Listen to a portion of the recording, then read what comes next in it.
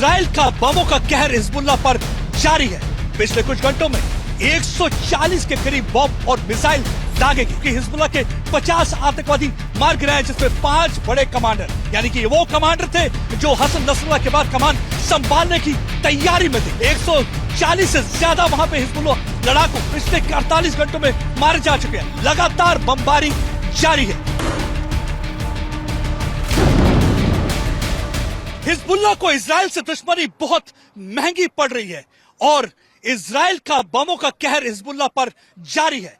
पिछले कुछ घंटों में 140 के करीब बम और मिसाइल दागे गए, जिसमें कई बंकर बस्टर बम थे, यानी कि जो कि हिजबुल्लाह के 50 आतंकवादी मार गिराए, जिसमें 5 बड़े कमांडर, यानी कि वो कमांडर थे जो हसन नसरुल्लाह के बाद कमान संभालने की तैयारी में थे। यानी कि जो भी कोई सोच रहा है कि वो कमान संभालेगा, उससे पहले बेंजामिन नेतन्याहू की सेना उनको खत्म कर देती है। और अभी तक हमने देखा है कि किस तरीके से 140 से ज्यादा वहां पे हिजबुल्लाह लड़ाकू पिछले 48 घंटों में मारे जा चुके हैं। लगातार बमबारी जारी है, यानी कि अगर आप जमीन में भी चूहों की तरह छुपकर रहेंगे तो आपको वहां पे भी मार गिराया जाएगा। इनके कई कमांड सेंटर्स को पूरी तरह से ध्वस्त कर दिया गया है और देखा गया कि किस तरीके से ये कमांड सेंटर में जहां पे वहां से कंट्रोल करने की कोशिश करते हैं और हिजबुल्लाह को पूरी तरह से वहां पे टारगेट किया जाता है। लगातार हमने देखा हसन नसरुल्लाह को मारने के बाद से लगातार इजराइल की फौज जो है लेबनान में कब्जा करने की पूरी कोशिश में है और हमने देखा है कि वहां पे भी लेबनान के झंडे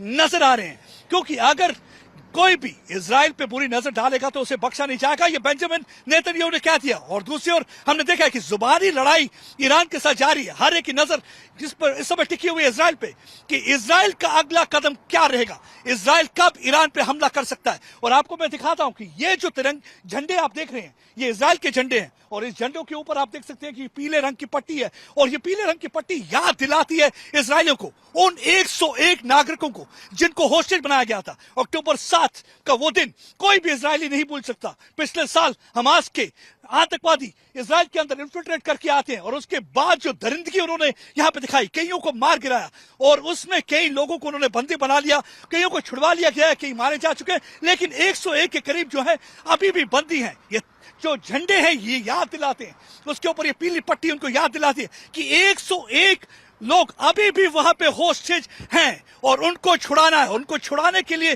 कुछ भी किया जाएगा। और लगातार हमने देखा कि किस तरीके से हमास पर भी बमबारी जारी है और उसके साथ साथ हिजबुल्लाह के ठिकाने पर लगातार बमबारी जारी है, क्योंकि 7 जगह पे इस समय जो है इजराइल लड़ाई लड़ रहा है। एक तो ईरान के जो कि हूती जो कि यमन में है, हिजबुल्लाह जो कि लेबनान में बैठा है और अगर बोलेंगे दक्षिणी क्षेत्र में हमास को निशाना बनाया जा रहा है। उसके साथ साथ सीरिया में अगर आप छुप कर बैठेंगे वहां भी आपको टारगेट किया जाएगा। यानी कि लगातार जो है इजराइल की तरफ से बमबारी जारी। मैं इस समय हाइफा के इलाके में हूं। यह हाइफा का इलाका पिछले दिनों से लगातार परेशानियों का सामना कर रहा है, क्योंकि यहां पे हिजबुल्लाह लगातार जो है रॉकेट दाग रहा है। उसकी पूरी कोशिश है कि नागरिकों को निशाना बनाया जाए, लेकिन यहां पे सुरक्षा बल पूरी तरह से तैनात है और उन्हें मालूम है कि किस तरीके से हिजबुल्लाह को पूरी तरह से ध्वस्त करना है। मैं आपको बताता हूं कि ये जीवित स्पिरिट की बात करें तो इनके जज्बा जुनून को कोई मुकाबला नहीं कर सकता, क्योंकि हमने देखा है कि पिछले साल जब इनके लोगों को बंदी बनाया गया था, कई लोगों को मार गिराया था, कई को जला दिया गया था, उनकी बॉडी तक की शनाख्त नहीं हो पा रही थी। उसके बाद से भी हमने देखा है कि किस तरीके से ये लोग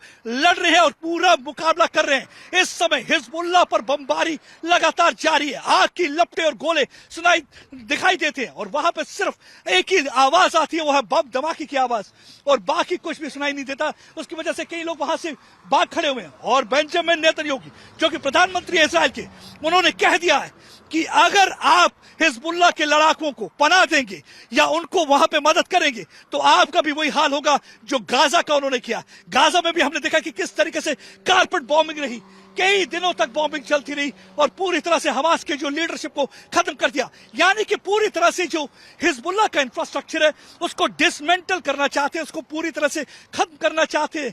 और यही एक वजह है कि यहाँ पे जो है इजराइल की डिफेंस फोर्सेस लड़ने में लगी हुई है और लगातार उनकी कोशिश है कि कोई भी अगर उनकी देश की तरफ आंख उठा के देखेगा उसकी आंख निकाल दी जाएगी। और चाहे कितने भी अंदर जमीन के आप छुपे हों, जैसे हसन नसरुल्लाह के उस अंडरग्राउंड कमांड सेंटर को उसके कब्रिस्तान में तब्दील कर दिया गया, वैसे ही बाकियों के कमांड सेंटर को भी कब्रिस्तान में तब्दील कर दिया जाएगा। ये टूटी हुई खिड़की, ये बिखरे कांच के टुकड़े, ये दीवारों पर दरारें और ये आप देखते हैं कि किस तरीके से छत अंदर हो गई है।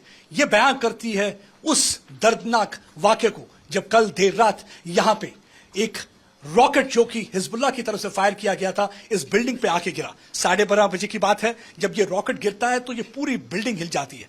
यहां पे एक शख्स था उस समय जो इस बिल्डिंग की देखरेख कर रहा था, क्योंकि दूसरे दिन यहां पे कोई रहने को आ रहा था, इसलिए वो पूरी बिल्डिंग का मुआयना करने के लिए आया हुआ था।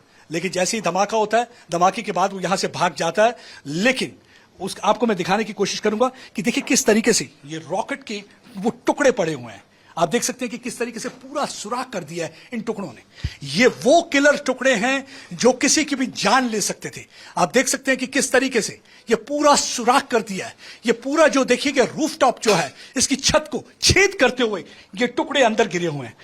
ये देखिए ये टुकड़े। अब मैं ये बताना चाहता हूं व्यूअर्स को, क्योंकि अक्सर हिजबुल्लाह क्लेम करता है कि वो या तो आईडीएफ को टारगेट कर रहा है, यानी कि इजरायली डिफेंस फोर्सेस को टारगेट कर रहा है, या तो मोसाद के हेडक्वार्टर्स को टारगेट कर रहा है, लेकिन सिविलियंस को टारगेट नहीं कर रहा।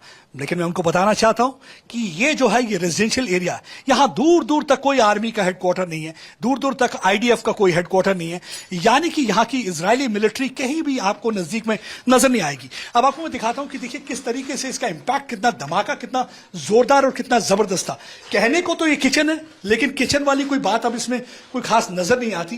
आप देख सकते हैं कि किस तरीके से दीवार में पूरी तरह से दरार पड़ चुकी है, यानी कि अगर मैं जोर से इसे मारूंगा तो शायद हो सकता है कि दीवार उस तरफ से ढह जाए, गिर जाए। और यही हाल देखिए, अब आपको जमीन की हालत देखिए। ये देखिए, कभी यहां पे टाइल्स और मार्बल लगा हुआ था, अब यहां पे आपको देखने को सिर्फ देखिए कैसा दहशत का मंजर दिखता है। ये देखिए किस तरीके से ये खाली छत को ही नहीं फाड़ के अंदर आया, और आप देख सकते हैं कि जमीन का ये जो है कैसे हाल कर दिया है। आप देख सकते हैं पूरी तरह से ये टाइल्स पूरी तरह से बिखर चुकी हैं। ये स्टोन जो लगा हुआ था यहाँ पे खूबसूरत सा, वो पूरी तरह से देखिए टूट फूट चुका है। और आपको मैं बताता हूं कि यहाँ पे इस समय स्ट्रक्चर इंजीनियर भी असेसमेंट करने के लिए आए हुए हैं। वो स्ट्रक्चर इंजीनियर आप देखिए पूरा असेसमेंट कर रहे हैं, जायजा ले रहे हैं, पूरी तरह से यहाँ देखने की कोशिश कर रहे हैं। और ये देखिए यहाँ पे आप भी हालत देख सकते हैं, ये कांच के टुकड़े पड़े हुए हैं। यहाँ पे देखिए इंपैक्ट देख सकते हैं आप पूरी तरह से। ये बिल्डिंग, क्या ये बिल्डिंग रहने के काबिल है? स्ट्रक्चर इंजीनियर से बात करने की कोशिश करूंगा। You think that this building one can still stay here? Yeah, repairable, yes. It's a repairable building. Yes. But you think that this was a very big rocket because of which that already hole has been created? No, relatively not so big, no. Okay. How many other places you have gone for the last few days? Or this is the first one you visit? Actually, that's my first. This is the first visit. ये पहली building है जहां पे ये जायजा लेने आया है, क्योंकि पिछले दिनों से लगातार हाइफा को निशाना बनाया जा रहा है। जब से हसन नसरल्लाह को हमने देखा है कि इजराइल की फोर्सेस ने मार गिराया, उसके बाद से जो है पूरी तरह से बौखलाया हुआ है हिजबुल्लाह की पूरी कोशिश है कि सिविलियंस की कैजुअलिटी की जाए। यही एक वजह है कि रिहायशी इलाकों को पूरी तरह से टारगेट करने की कोशिश की जा रही है। खासकर जो हाइफा का इलाका, जो कि बताया जाता है कि कैरामल पहाड़ की जो है उसकी गोद में है, और उस दूसरी तरफ से मेडिटेरेनियन सी है, सरहद के पास होने की वजह से हाइफा को लगातार निशाना बनाया जाता है। बताया जाता है थर्ड लार्जेस्ट सिटी है ये इजराइल की, जेरूसलम और टेल अवीव के बाद। और आप देखिए ये रेजिडेंशियल इलाका है, यहाँ पे कई आपको फ्लैट इस समय है। यहाँ पे आप देखिए पूरा सन्नाटा छाया हुआ है। जहां पे यहाँ बच्चों की किलकारी सुनाई देती थी, लोगों के हंसने खेलने की आवाज आती थी, आज यहाँ पे कंप्लीट सन्नाटा छाया हुआ है। मेरी आवाज भी आपको यहाँ पे एको करती हुई नजर आएगी, क्योंकि जब कोई शख्स रहने के लिए नहीं है, सारे देखिए घरों में ताले लगे हुए हैं, सब लॉक्ड हैं, यहाँ पे कोई इस समय रह नहीं रहा। ज्यादातर लोग यहाँ पे सेफर प्लेसेस में जा चुके हैं, क्योंकि लगातार कोई भी रात नहीं गुजरती जब यहाँ पे हिजबुल्लाह की तरफ से रॉकेट न चले हों।